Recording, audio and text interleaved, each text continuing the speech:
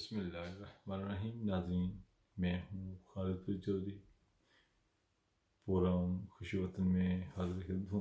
नाज़रीन, अभी एक मैं बात आपसे करना चाहूँगा कि जिस तरह कि आप लोगों ने शायद नोट किया हो, हमारे बहुत ही प्यारे एंकर दोस्त इकरार और हसन जो कि प्रोग्राम शरेआम करते हैं, उनके ऊपर बड़ा जो है बेदर्दमाना तरीके से उनके ऊपर पुलिस ने तशद्दुद किया। उसकी वजह यह थी कि वहाँ पर हैदराबाद में एक तो एक थाना था, वहाँ पर मीरपुर में कुछ नशियात स्मगल होती थी। तो इनका तरीकाकार ये है कि अपनी टीम के ज़रिए पहले खुफिया कैमरे लगा कर उसकी रिकॉर्डिंग करते हैं, प्रूफ हासिल करते हैं, उसके बाद थाने में जाते हैं। इन्हें सारा अपना होमवर्क मुकम्मल करके उनकी जितनी करप्शन की जो चीज़ें से रिकॉर्ड करके थाने में गए।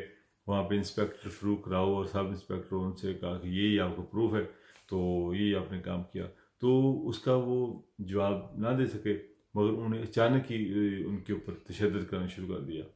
और मुझे अफसोस है जो है कि इस किस्म की गैर महज़ब और तरीके से जिस तरह इकरार हसन पर तशद्दुद किया गया, और हुकूमत सिंध उसका तो रवैया पहले ही बहुत ही अफसोसनाक है हर पहलू से देखा जाए।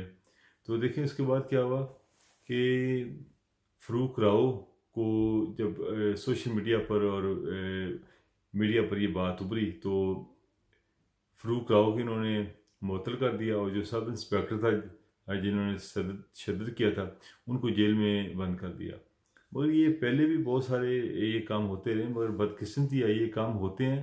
बाद में ये क्या करते हैं, उनको छोड़ देते हैं। ये कार्रवाई डालने के लिए, लोगों का गुस्सा ठंडा करने के लिए ये काम करते हैं।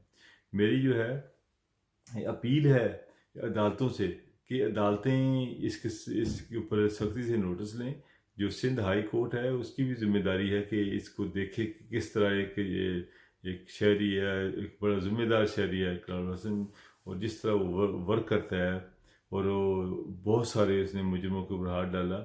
पिछले दिनों उन्होंने एक वीडियो भी वायरल की थी जिसमें उन्होंने कहा था कि मेरी जान को ख़तरा है, मुझे धमकी दी जा रही है, मेरी फैमिली को धमकियाँ दी जा रही हैं। इस वाले से जो है हुकूमत सिंध का रोल बहुत ही अफसोसनाक है। बदकिस्मती से ये एक्सपोज हो रहे हैं। देखें, थोड़ी सी बारिश हुई है तो पूरा कराची डूब गया, और ये अरबों रुपया इन्होंने लिया, इसके लिए लिया कि हम जो सीवरेज सिस्टम ठीक करने के लिए, मगर इन्होंने सिस्टम ठीक नहीं किया। वो पैसे कागज़ों में ठीक हुआ है, और पैसे लगे नहीं। अगर पैसे लगे थे तो पता चलता कि पैसे लगे हैं।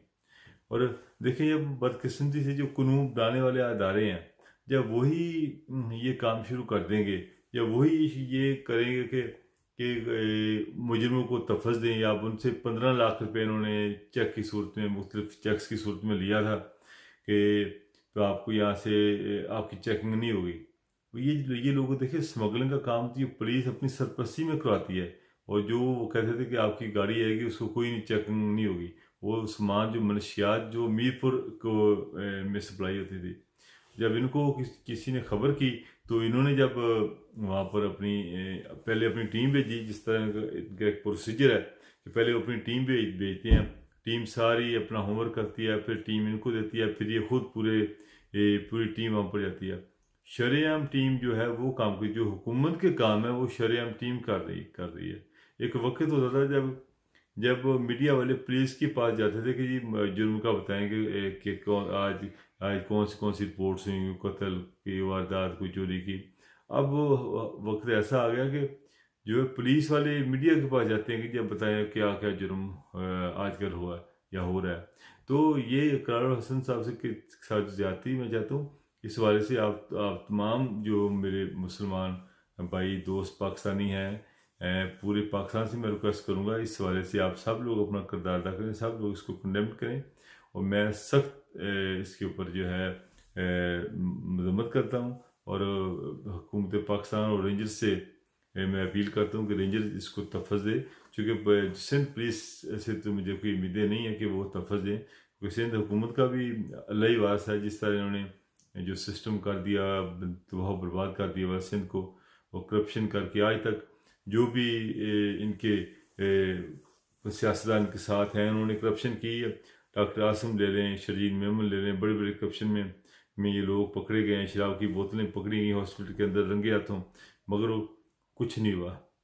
और जिस तरह इन्होंने अपने जो इनका जो एक अजीज ब्रोच था, जिसके ऊपर कितने कत्ल के मुकदमा थे, वो भी आपको पता है बाहर फिर रहा है, उसको भी इन्होंने ऐसा ऐसा एक अपने सिस्टम में ला के आज़ाद कर देना। उसके लिए एक रिपोर्ट बनाई, दो रिपोर्टें बनाई। जो रियल रिपोर्ट थी जिसके ऊपर इंजर के साइन थे, वो रिपोर्ट असल है, एक और रिपोर्ट बना ली उसमें वो शाया कर दी जिसके अंदर सिस्टम को रोड कर वो चीज़ें पेश की गई।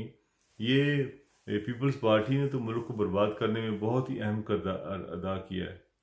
और दूसरा मैं दोस्तों मेरी आपसे रिक्वेस्ट है कि जो पाकिस्तान मुल्क आपका अपना मुल्क है, जब तक आप लोग आगे नहीं बढ़ेंगे, आगे नहीं उठेंगे, तो मुल्क तरक्की नहीं कर सकेगा। और मैं तमाम सोशल मीडिया अपने एक्टिविस्ट सब दोस्तों से मैं कहूँगा कि जब इनको इनकी असल चेहरा कौम के सामने लाएं। अब देखें जिस तरह नैब का बिल आया, नैब के बिल में जब तहरीक इंसाफ ने कहा जी आप बैठे कमेटी बनाएं, कमेटी में शराइत क्या रख रहे हैं? नैब की कमेटी में शराइत ये रख रहे हैं कि पहले आप जो है वो हमारी शराइत क्या है? शराइत ये है कि जी नैब जो है वो 1 अरब से जो कम से करप्शन वाले लोग हैं उनको गिरफ्तार नहीं करेगी।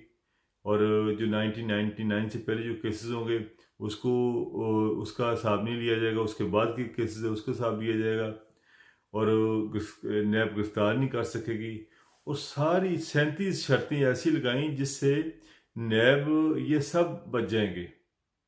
क्योंकि अभी नैब की इसकी ज़रूरत क्या पड़ी थी कि जब नैब का लॉ पास करने के लिए, तरमीम कराने के लिए, क्योंकि FTF हमारे बहुत सारे पाकिस्तानी दोस्त हैं इनको पता नहीं कि FTF क्या होता है। FATF से मुराद है फाइनेंशियल एक्शन टास्क फोर्स। ये जो कि दुनिया के बड़े मालिक जिनमें अमेरिका, बरतानिया, इटली और फ्रांस, इस तरह चीन, तकरीबन कुछ 7 मुल्क जिन्होंने मिलकर ये बनाई थी, उसमें उनका मकसद ये था कि जो लोग इन मुल्कों से करप्शन करके पैसा दूसरे मुल्कों में लेके जाते हैं और उनकी वो कामयाब हो जाते हैं ये मनी लॉन्ड्रिंग में, इसकी रोकथाम की जाए। और जो मुल्क इसके मुताबिक चलते हैं वो उनको वाइट लिस्ट में रखते हैं। जो लोग इनकी मुताबिक नहीं चलते उसको ग्रे लिस्ट में डाल देते हैं। जो बिल्कुल इसके अगेंस्ट चलते हैं उनको ये डाल देते हैं ब्लैक लिस्ट में। पाकिस्तान भी ग्रे लिस्ट में जा रहा है और उसको ब्लैक लिस्ट में करने के लिए जो है उसमें नवाज ने धमकी दिया कि हम अमेरिका जाएंगे। और पीपल्स पार्टी ने ये धमकी दी है कि हम FTF जी के अगेंस्ट हम भी उनको शिकायत करेंगे कि आपने किस तरह ये जो तरमीम पेश करवाई। और ये देखें किस तरह ये लोग अपनी ज़ात के लिए, अपने मुल्क, अपनी ज़ातियात के लिए, अपनी ज़ात के लिए किस तरह ये कौम को बेवकूफ़ बना रहे हैं। अब लोगों को नहीं पता कि ये क्या ये गेम क्या चल रही है। ये गेम ये चल रही है, इन्होंने लाखों करोड़ों अरबों रुपया मुल्क और कौम का लूटा। आज मुल्क किस कंडीशन में हो गया और ये खुद लोग अरबोंपति खरबोंपति हो गया और मुल्क गरीब हो गया है। और कितनी बदकिस्मती है, इनके ऊपर अभी कोई भी हाथ नहीं डाल सका। और जब भी आता है ये अदालतों के पीछे छुप जाते हैं।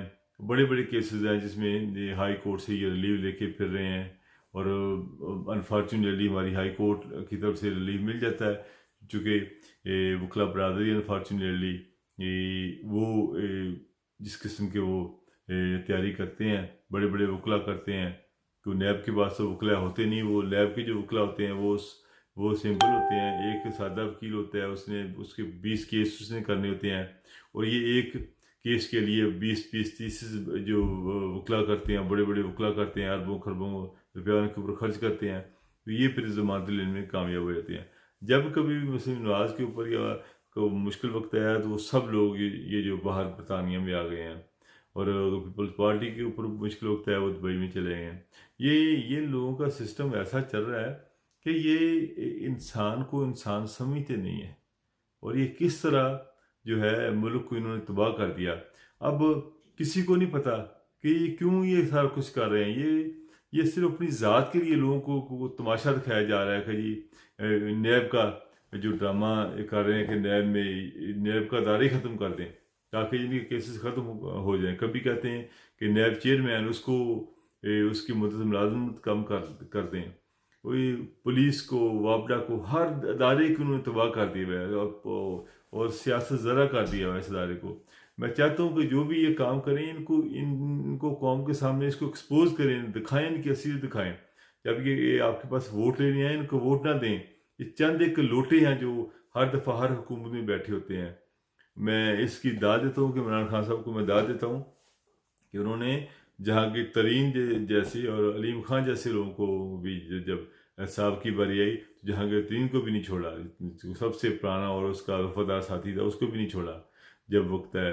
मगर जिस तरह नैब ने कहा कि जी हम सिस्टम को डीरेल नहीं करना चाहते, मगर जुनैद अकबाल साहब से कहूँगा वो ज़बरदस्त काम कर रहे हैं और वाजिद ज़िया साहब भी जिस तरह आ गए वो भी ज़बरदस्त काम कर रहे हैं। दोस्तों ये सिलसिला इसी तरह चलेगा। मैं चाहता हूँ कि आप लोग भी हमारे साथ चलें, आगे चलें ताकि इस सिस्टम को आगे बढ़ाया जाए। इसके साथ साथ मैं अब बाकायदगी से मैं यूट्यूब के ऊपर वीडियो डालता रहूँगा और मेरी आप दोस्तों से रिक्वेस्ट है कि आप ये मेरा चैनल है खालिद परवेज़ ऑफिशियल, इसको भी सब्सक्राइब करें और जो बेल आइकॉन को उसको बटन भी दबाएं ताकि जो भी मैं वीडियो अपलोड करूँ आपकी तरफ पहुँच रहे। अब इंशाल्लाह ये रेगुलर जो है यूट्यूब की वीडियो आप देखते रहेंगे। नाज़रीन इसके साथ ही मैं इजाज़त चाहूँगा। अल्लाह निगहबान।